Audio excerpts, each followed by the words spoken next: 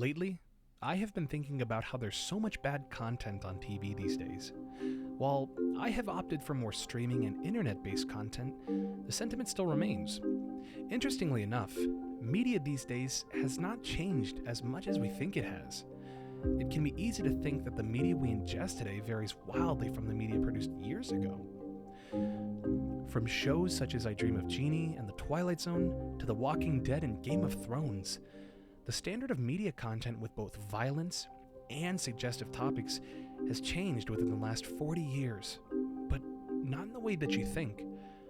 Now, that's not to say that the media has gotten too violent and too suggestive. If anything, media is actually more conditioned and controlled than ever. A professional psychologist for the academic website Routledge said that violence sells. We live in an entertainment culture where stories must be mass-produced. We will see a sharp reduction in violent media when it becomes less profitable. Even with this in mind, it becomes clear that the public prefers content with little to no violence. This is actually evident in sites like IMDb and Rotten Tomatoes with their user-scored top 10 shows of all time lists. From what we can see on IMDb's top 10 shows of all time list, 5 shows contain notable violence, while the other 5 contain little to no violence. Pushing the list beyond review websites, we can see that on the most popular streaming site and platform, YouTube, most of the top channels are either music or education.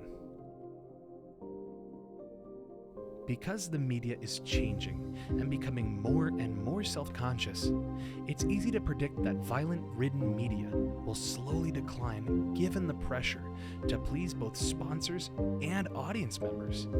As we push forward into the future, we'll slowly see that more media and more content will want to become either more family-friendly or less violent overall.